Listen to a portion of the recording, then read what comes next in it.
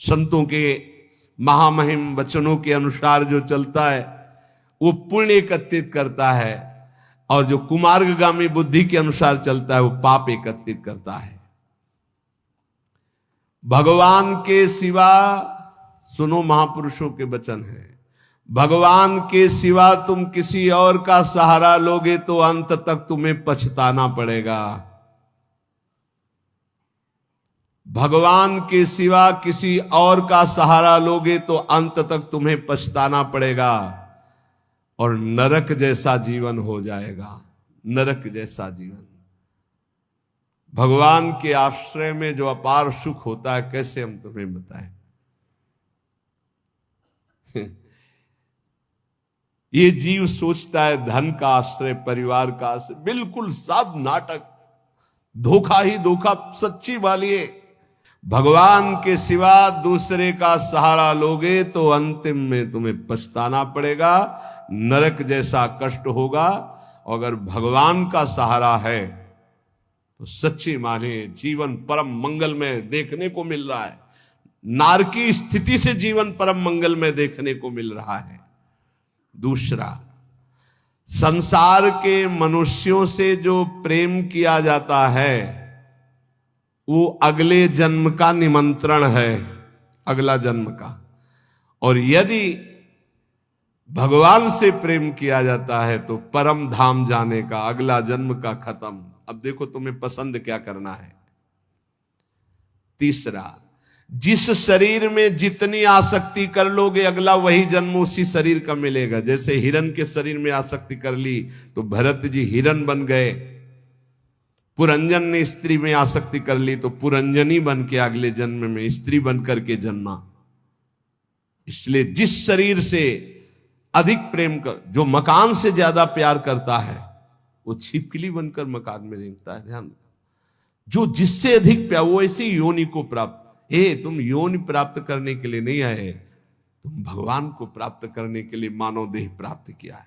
नाम जप करो, सच्चाई से नाम जप करो, तुम्हें खुद दिखाई देगा जो लिखा है। कोई किसी से प्यार नहीं करता, सिर्फ नाटक, सिर्फ नाटक प्यार का चल रहा, कोई प्यार। जो राग और द्वेष पूर्वक जीवन व्यतीत करता है वो दुर्गति का पात्र बनकर के नाना प्रकार की नारकी योनियों को भोगता है और प्राय राग द्वेष में ही जीवन जा रहा है। ये 18 दोष भोगने ही पड़ते हैं जो भगवान का भजन नहीं करता। भूख, प्यास, बीमारी, बुढ़ापा, राग, द्वेष, मोह, निंदा, चिंता, भय, खेद, विषाद, जन्म, मरण, विस्मय, शोक, मंद, अरति, कहीं मन नहीं टिक रहा, घोर अशांत, डिप्रेशन में, अरति। ये 18 दोष भगवत विमुख को भोगने ही पड़ते हैं। और यदि वो भगवान के आश्रित हो जाता है तो उसमें जैसे भूख है, प्यास है, बीमारी है, बुढ़ापा है, इन सब में भगवान का एक विशेष कृपा प्रसाद रहता है। देखो, बेटा और बहू की कथा सुन चुके। एक संत भगवान ने कभी शिष्य नहीं बनाए थे, श्रीधर बाबा। और जब वृद्धावस्था आई तो अपने लोग 8-10 संतों की होड़ लगती थी कि देखो आपने 1 घंटा सेवा की है, अब आप हटिए, अब हम सेवा। और जानते उनको कैसे सोच कराई जाती थी? ऐसे टांग लिया जाता था 2 संत और ऐसे हाथ में कराई जाती थी। क्यों? क्योंकि भजन करते थे। सौभाग्य था किसको शौच कराने को मिले, किसको स्नान कराने को मिल जाए, किसको वस्त्र धारण। ये सौभाग्य, भगवान के सिवा किसी को अपना नहीं माना। तो ऐसे गोद में, संतों की गोद में उनकी सेवा होती थी। और अंतिम समय राधा राधा मुख से निकल रहा था, सब संत कीर्तन कर रहे थे और ऐसे पधारे, पूछो मत। ये है ना कोई शिष्य, ना कोई जगह, ना कोई 1 रुपया। तो ऐसे भगवान की तरह अंतिम समय उनकी पूजा हुई। जब उनका शरीर असमर्थ था, ड्यूटी लगती थी, अलग अलग ड्यूटी थी। कई संत भगवान अपने ड्यूटी लगी थी कि इतने बजे से इतने, और लड़ाई होती थी। देखो आपने 1.25 घंटा आज कर लिया, 15 मिनट ज्यादा कर लिया, अब आप हटिए, आप मुझे तो कहते यार थोड़ी देर और कर ले। मतलब लोभ लगता कि जितना अधिक मैं सेवा कर पाऊं। क्यों? क्योंकि भजन परायण थे और वहां पैदा किया है, संपत्ति दी है, लात मार रहे। भगवान से विमुख जो है उसे 18 दोषों को भोगना पड़ता है। जो भगवान के कृपा पात्र होते हैं उन्हें संत संग मिलता है। जिन्हें संत संग मिलता है उनमें अंत काल में जैसे भगवत प्राप्ति होगी वैसा संयोग बना दिया जाता है। अंत काल में दादू मन ही सो मल उपजय, मन ही सो मल धोई, सीख चले गुरु साधु की, तो तू निर्मल होई। नाम जपे रुचि साधु को, साधु जपे रुचि नाम, दादू दोनों एक टक, यहू आरंभ यहू काम। कह रहे मन गंदा हो गया है, अब मन ही निर्मल हो तब बात बनेगी। कैसे निर्मल हो? बोले गुरु का उपदेश, साधु का संग, ये साबुन है, बहुत जल्दी मन को निर्मल कर देता है। बोले जब नाम जपे तब रुचि साधु की, जब नाम जपो कहे तो संतों में तुम्हारी प्रीति हो जाएगी, और जब संत नाम देंगे तब भगवान में प्रीति हो जाएगी। ये नियम है, ये सिद्धांत। गुरुमुख के प्राप्त नाम से ही भगवत साक्षात्कार होता है। दादू हरि साधु यो पाइये, अविगत के आराध, साधु संगति हरि मिले, हरि संगत सुसाध। बोले जब हरि की कृपा होती तो साधु मिलते हैं, और जब साधु की कृपा होती है तो उस अविगत परमात्मा की आराधना शुरू होती है, तब वो हरि मिलते हैं। तो हरि की कृपा का फल साधु, और साधु की कृपा का फल हरि दर्शन। हरि जब अव्यक्त कृपा करते तब संत दर्शन मिलता है। अब मोहि भा भरोस हनुमंता, बिनु हरि कृपा मिले नहीं संता। तो मन भुवंग बहु विष भन्या, निर्विष क्यों न होई, दादू मिलिया गुरु गारुणी, तो निर्विष किया सोई। बोले ये मन बड़ा विष फैलाता है, काम क्रोध लोभ मोह मद मत्सर बड़ा विषयी बना दिया। तो बोले अब ये विष कैसे उतरे?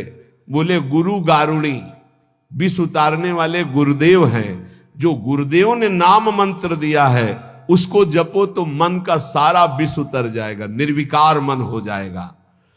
पूजा मान बड़ाइयां, आदर मांगे मन, राम गहे सब परिहरे, सोई साधु जन। सबके मन में होती है हमारी पूजा हो, हमारी मान हो, हमारी बड़ाई हो, हमारा आदर हो। लेकिन साधु वही है जो मान बड़ाई आदर को स्वीकार नहीं करता, इच्छा नहीं करता। सब में मेरे प्रभु है, सबको प्रभु को भाव से प्रणाम। इतने विराट रूप भगवान इतने रूप में आकर दर्शन देते हैं, ये भाव नहीं रखना। मान बड़ाई आदर इसका कहीं भी नहीं। मेरे प्रभु आकर मुझे दर्शन देते हैं, करुणा करके इतने रूपों में दर्शन देते हैं। जो भगवान को प्राप्त करना चाहता है वो साधु कैसा होता है? जो मान बड़ाई आदर आदि को भी स्वीकार नहीं करता। विश्व सुख माही रमि रहा, माया हित चितलाई, सोई संत जो उबरे, स्वाद छोड़ी गुण गाई। संसार के विषय भोगों में रम रहे जीवों का उद्धार कौन कर सकता है? बोले संत। बोले कौन संत? जो बोले केवल भगवान के गुण गा रहा, उसके बदले में कुछ नहीं चाहता है। अगर कुछ चाह है, रुपया पैसा भोग सामग्री स्वाद मान बड़ाई प्रतिष्ठा, तो उसकी वाणी का प्रभाव नहीं पड़ेगा। विषयों में फंसे हुए, माया में फंसे हुए जीवों का उद्धार किससे होता है? बोले संत से। बोले किन संत से? बोले सोई संत जन उबरिया। जो स्वाद छोड़ी गुण गाई, स्वार्थ स्वाद इनको छोड़कर कोई भी चाह नहीं, केवल स्वांता सुखाए तुलसी रघुनाथ गाथा। बोले ऐसे संतों की वाणी से माया में फंसे हुए लोगों का उद्धार होता है। साधु मिले तब उपजे हृदय हरि को ध्यान, दादु संगति साधु की अभिगत पुरवै आन। बहुत शीघ्र परमात्मा प्राप्ति होती है ऐसे संत महात्मा के संग से, उनके बताए हुए ध्यान नाम गुण कीर्तन से बहुत जल्दी भगवत साक्षात्कार होता है। प्रेम कथा हरि की कहें, करे भगत ल्यो लाई, पिबे पिबावे राम रस सोजन मिलवो आई। बोले बड़े संतों की पहचान क्या होती है? बोले जिनके पास बैठने से केवल भगवत चर्चा ही हो, हमारे आचरण सुधरे, हरि नाम में प्रीति हो, हरि चरणों में प्रीति हो, भक्ति का हृदय में प्रादुर्भाव हो, वो स्वयं भगवत रस पिए हुए हैं और वही भगवत रस हमें पिला सकते हैं। साहब सो सन्मुख रहे, सत्संगति में आई, दादू साधु सब कहें, सो निर्फल क्यों जाई। बोले साहब के सन्मुखता बनी रहेगी यदि संत संग रहेगा। साहब हरि, हरि के सन्मुख हो जाओगे, और सन्मुख होए जीव मोहि जब ही, जन्म कोटि अगनासौ तबहि। करोड़ों जन्मों के पाप उस जीव के नष्ट हो जाते हैं जो भगवान श्री हरि की सन्मुखता प्राप्त कर लेता है। वो सन्मुखता साधु संग से प्राप्त होती। साधु संग कभी निष्फल नहीं हो सकता। अमोघश्च निर्वैरी सब जीव सो संत जना सोई, दादू एक आत्मा बैरी नाही कोई। संत वही, किसी भी संप्रदाय की मेड़ में नहीं था, पूरा विश्व विश्वंभर सब जगह भास, एक ही परमात्मा तत्व अनंत ब्रह्मांडों में है। फिर मृत्यु लोक की बात क्या? निर्वैरी सब जीव सो संत जना सोई। सब किसी से बैर नहीं, सब अपने हैं, सब अपनी आत्मा है। दादू एक आत्मा बैरी नाही कोई, काहे को दुख दीजिए घट घट आत्म राम, दादू सब संतोषिए यही साधु को काम। घट घट में हमारे प्रभु रमे हुए हैं, जो उसका साक्षात्कार कर लेता है वही भगवत प्राप्त होता है। कैसे साक्षात्कार होता है? एक अक्षर पीव का सोई सत कर जानी, हरि नाम सतगुरु कहा दादुर सो परवाणी। जो गुरुदेव ने अक्षर बोला बस उसी पकड़। ये बहुत जगह महापुरुषों से मिला है। गुरु द्वारा दिए गए नाम मंत्र का अद्भुत चमत्कार है, बस उसी में लग जाओ, जितना जपोगे उतना ही लाभ मिलेगा। दादू नी का नाम है, तीन लोक तरी जाए, रात दिवस रटिबो करे। रात दिन बड़े भाग्यशाली जिनको ये पता है कि जाना है मुझे, तो खूब अधिक धन कमा ले, नाम रूपी धन। राधा राधा राधा राधा वल्लभ राधा वल्लभ। दादूनी का नाम है, हरि हृदय न विसारी, मूर्ति मन माही बसे सांस सांस संभारी। तब जानना कि हमारा नाम रंग ला रहा है, जब हर श्वास में नाम चले और सामने नामी की छवि विराजमान हो। दादू साहब कह रहे, मूर्ति मन माही बसे सांस सांस संभारी। दादूनी का नाम है, आप कहे समझाई, और आरंभ सब छाड़ दे, हरि नामो ल्यो लाई। केवल लगन लगा लो नाम में, सब पूर्ति हो जाए। जितना नाम अधिक जपोगे, श्री भगवान गीता जी में कहते हैं कि कई प्रकार के हमने यज्ञों का वर्णन किया। श्रेयान द्रव्य मयाद्यज्ञाज ज्ञान यज्ञ परंतप, सर्वम कर्माखिलम पार्थ ज्ञाने परिसमाप्यते। बड़ी यज्ञ अभी कल चर्चा की थी कि श्री भगवान ने बताया ब्रह्म यज्ञ, द्रव्य यज्ञ, स्वाध्याय यज्ञ, तप यज्ञ, प्राणायाम यज्ञ, भगवदर्पण यज्ञ, अभिन्नता यज्ञ, कर्तव्य कर्म रूपी यज्ञ, विषय हवन रूपी यज्ञ, समाधि रूपी यज्ञ, योग यज्ञ, स्तंभ प्रवृत्ति, ये सब यज्ञ हैं। इन सब यज्ञों में भगवान कह रहे हैं जो द्रव्य यज्ञ है, रुपया पैसा से जो यज्ञ होती है, ये जितनी भी यज्ञ हैं इन सब में ज्ञान यज्ञ श्रेष्ठ है। सर्वम कर्माखिलम पार्थ ज्ञाने परिसमाप्तये, इसलिए श्रेयान द्रव्य मयाद यज्ञाज ज्ञान यज्ञ परंतप। परम कल्याण जो होता है वो ज्ञान होने से होता है। इतना तो ज्ञान हो जाना चाहिए कि हमारा स्वरूप भगवान का अंश है, भगवत स्वरूप है। हम शरीर में फंस गए और मुझे मुक्त होना इस शरीर से, इस शरीर से मुक्त होना है। अगर इस शरीर से मुक्त नहीं हुए तो बहुत घटिया शरीर मिलने वाले हैं, कीड़ा मकोड़ा कितने योनियां हैं। जो रुपये से यज्ञ होती है उसमें महत्ता धन की होती है, इसलिए वो परम लाभ नहीं प्राप्त हो पाता द्रव्य यज्ञ के द्वारा। द्रव्य यज्ञ में सब पदार्थ आ जाते हैं यज्ञ के, क्योंकि वो सब अर्थ से प्राप्त होते हैं। एक द्रव्य यज्ञ करे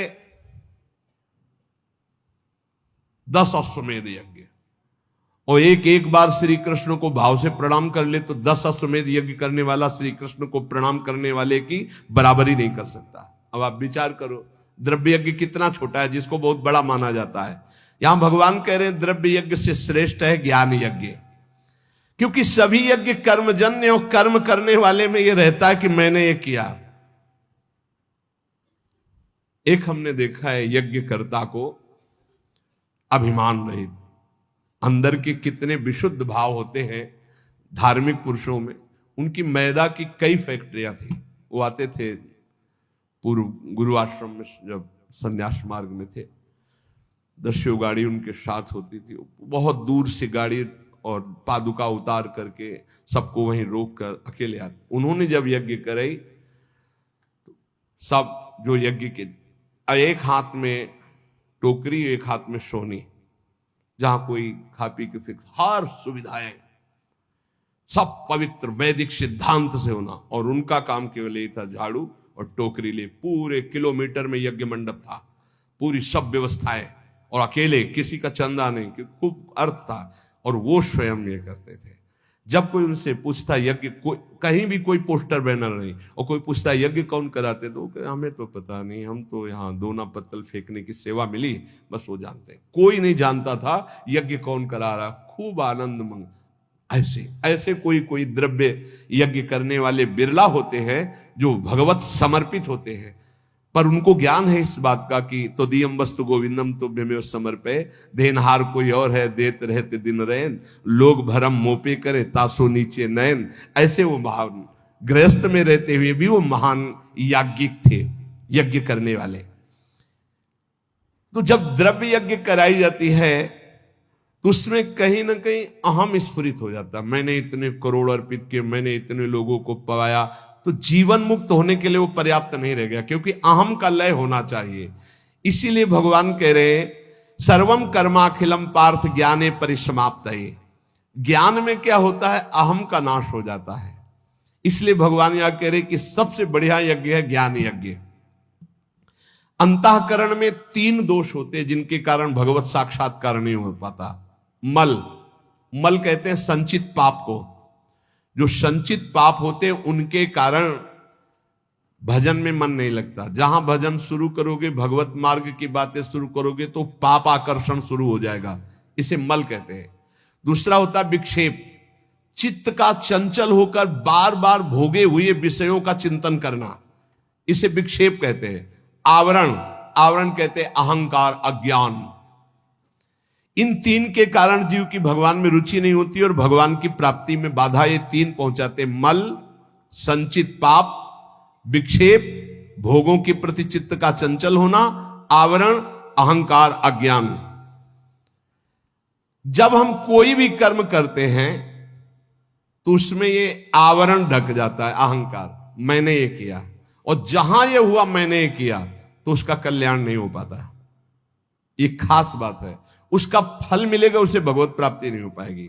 अहंकार विमूढ़ात्मा कर्ता हमेति मन्यते, अहंकार में मूढ़ता बनी रहती है और ये रहता है कि मैंने ये किया, और जब मैंने ये किया तो अवश्य भोगना पड़ेगा, चाहे शुभ हो या अशुभ हो, भगवत प्राप्ति नहीं होगी। जब हमें किसी महापुरुष का आश्रय मिलता है, संत महात्मा का, और वो जब हमें उपदेश करते हैं, तब हमें समझ में आता है कि सारे कर्म भगवान के लिए करने हैं। हमारे पास जो शारीरिक बल, रुपया, पैसा, भोग सामग्री, वो सब श्री भगवान की, तो हम भगवत भाव से जब कर्म करके भगवान को समर्पित करने लगते हैं तो हमारे अंदर के दोष नष्ट होने लगते हैं। मल पहले नष्ट होगा, संचित पाप भस्म होंगे। अब हमको थोड़ा विवेक आने लगा कि जितने भोग भोगे उनमें कोई सुख तो है नहीं, तो बार बार चित्त जो भोगों की तरफ जा रहा था उसे वापस करने लगे, तो विक्षेप नष्ट होने लगा। अब अहंकार भगवद अर्पित होकर के चरणों में चला गया, तीनों ठीक हो गए। मल विक्षेप आवरण जहां हटा तो सामने सच्चिदानंद भगवान का उसको अनुभव हो जाता है। अब बोले ये मल विक्षेप आवरण हटाने के लिए जो साधु संग चाहिए, गुरु का संग चाहिए, वो कैसे प्राप्त हो? बोले जब विवेक, वैराग्य, समदमादि सठ संपत्ति, मुमुक्षता, श्रवण, मनन, निधिध्यासन, तत्व पदार्थ संशोधन, ये जो दैवी भागवतिक ज्ञान के साधन है, इनकी जब प्राप्ति की इच्छा होती तो गुरु बनाने की इच्छा होती। कोई ऐसे संत मिले, कोई ऐसे सदगुरु मिले। देखो भगवान सामने विराजमान है अर्जुन के, और कह रहे हैं कि जब कभी मल विक्षेप आवरण हटाने के लिए ज्ञान की आवश्यकता होती है तो गुरु की प्राप्ति की इच्छा होती है। तो अपने मल विक्षेप आवरण को हटाने के लिए, कल्याण प्राप्ति के लिए, मंगल के लिए, सुख प्राप्ति के लिए, ज्ञान यज्ञ के लिए, तत्व ज्ञान के लिए किसी संत का आश्रय लो। कैसे? बोले तद्विद्धि प्रणिपातेन परिप्रश्नेन सेवया उपदेक्षन्ति ते ज्ञानम ज्ञानिनस्तत्वदर्शिनः। भगवान से पहले प्रार्थना करो कि हमको तत्वज्ञानी महात्मा मिल जाए। बड़ा मुश्किल है तत्वज्ञानी महात्मा मिलना।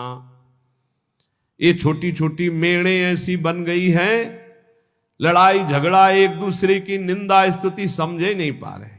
जैसे जमीन में खड़े होकर देखो तो कोई 7 खंड की, कोई कुछ ऐसे बिल्डिंग, और थोड़ा हेलीकॉप्टर में बैठ के देखो ऊपर उड़ के, तो सब एक जैसा दिखाई देने लगेगा।